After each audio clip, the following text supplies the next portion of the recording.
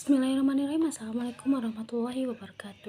Perkenalkan, nama saya Fani Aulia dengan nomor induk mahasiswa 102222034 kelas C1. Di sini saya akan mempresentasikan mata kuliah Sistem Informasi Akuntansi, sebuah tinjauan. Akuntansi sebagai sistem informasi adalah suatu proses pencatatan, pengelompokan, peringkasan, dan pelaporan transaksi bisnis. Selanjutnya adalah diagram sistem akuntansi.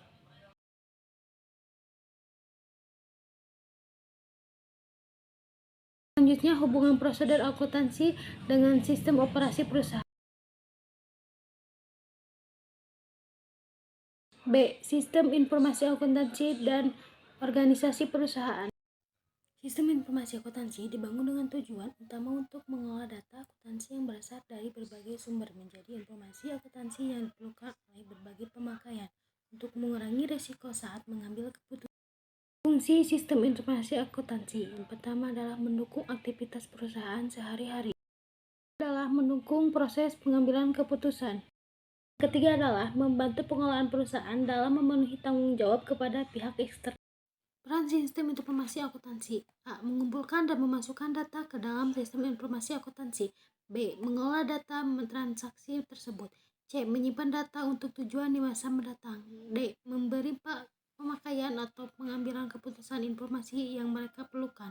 E. Mengontrol semua proses yang terjadi. Selanjutnya adalah informasi dan rangkaian pengambilan keputusan.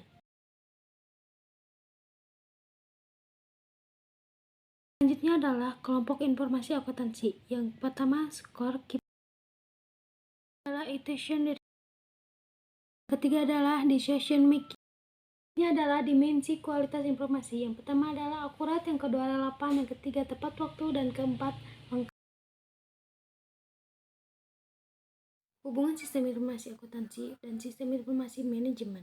Sistem informasi yang digunakan oleh suatu perusahaan di mana di dalamnya mencakup informasi keuangan dan non-keuangan disebut sebagai sistem informasi manajemen.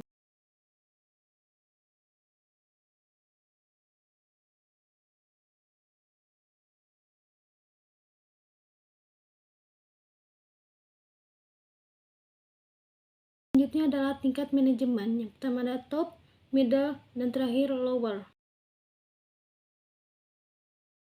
Selanjutnya C. Sistem.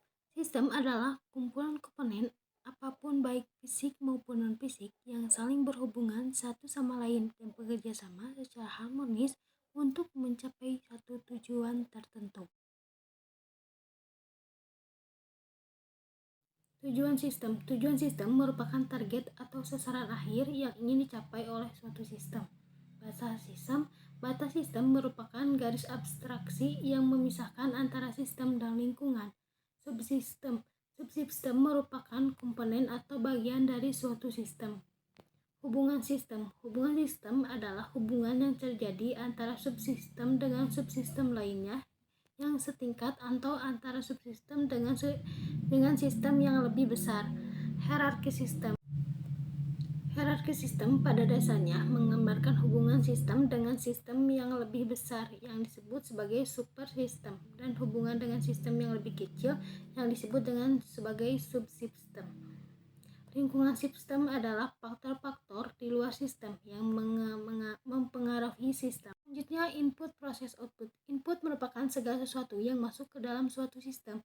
Proses merupakan perubahan dari input menjadi output, sedangkan output merupakan hasil dari suatu proses yang merupakan tujuan dari keberadaan sistem. Klasifikasi sistem. Yang pertama, sistem terbuka dan tertutup, sistem buatan manusia dan buatan Tuhan, sistem berjalan dan konseptual, sistem sederhana dan kompleks, sistem yang kinerjanya dapat dipastikan dan tidak, sistem sementara dan selamanya, sistem yang ada secara fisik dan abstrak, sistem yang bisa dan tidak bisa beradaptasi. Model sistem terdapat 4. Yang pertama, model fisik, model naratif, model grafik, dan model matematika. Dan yang terakhir adalah bahasa sistem. Bahasa sistem merupakan alat untuk berkomunikasi mengenai sistem. Jadi di dalamnya akan terdapat simbol-simbol yang digunakan sebagai alat komunikasi, dan simbol-simbol tersebut telah disepakati bersama atau telah diikuti oleh para ahli sistem secara umum.